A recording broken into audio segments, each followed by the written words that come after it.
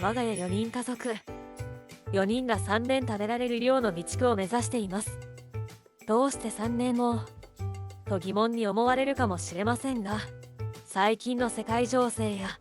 地震の多発、燃料やあらゆるものの物流がコンスタントに回らないことなどから、値段高騰や品不足を懸念し、万が一のことを考えて3年備蓄の目標を立てました。皆さんそれぞれのご家庭に合った備蓄方法があると思います。我が家の備蓄している品々を紹介し、少しでも皆さんのお買い物の参考にお役に立てられると嬉しいです。まず本日紹介するのはお米です。お米は主食でお腹いっぱいに食べたい、欠かせない一番に備えたいものです。30キロの米袋を保存するとなると場所を取り、品質を落とさずに新鮮なまま長期保存するのは難しいです。そこでフードシールドを使って脱酸素剤を入れた真空パックを作ってみました。しかしシールドする作業の労力と少しの衝撃で穴が開き、そこから酸素が入ったりと積み重ねておけずに場所も取ります。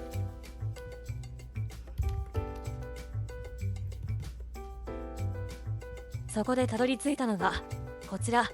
ギンシャリアの7つ星です。見ていただくように段ボール箱で送られてきます。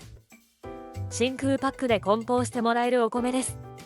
別途1袋につき65円の料金がかかります。1袋から6袋まで選択できます。例えば6袋を選択すると1袋は約5キロになります。精米の度合いも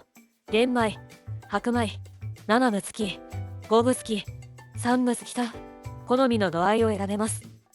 料金もお手頃だと思います。詳しくご覧になりたい方は説明欄に購入ページのリンクを貼っておきますので参考にしてください。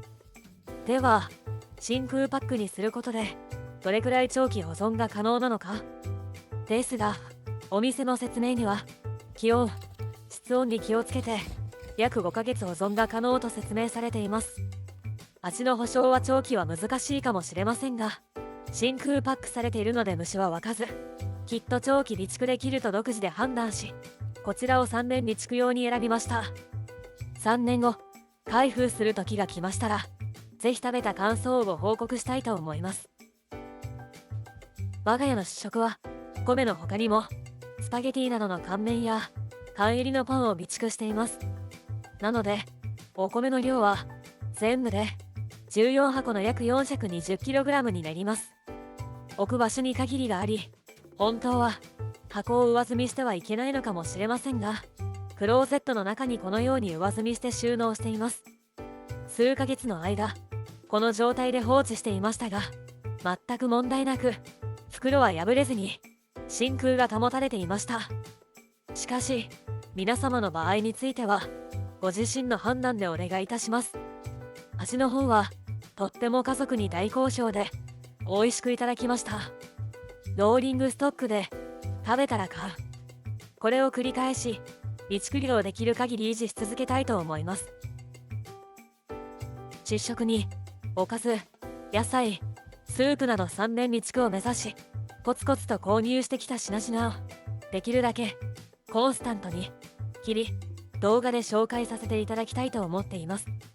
限られたスペースにいかに収納し無駄なくローリングストックできるか、毎日試行錯誤の繰り返しです。備蓄についてのノウハウは皆さんの方がご存知かと思います。恥ずかしながらたくさん間違っている点があると思います。よろしければアドバイスや気がついた点などをぜひコメント欄に書き込んでくださると嬉しいです。参考にさせていただきますのでよろしくお願いします。それでは今日はこの辺で、また次の動画でお会いしましょう。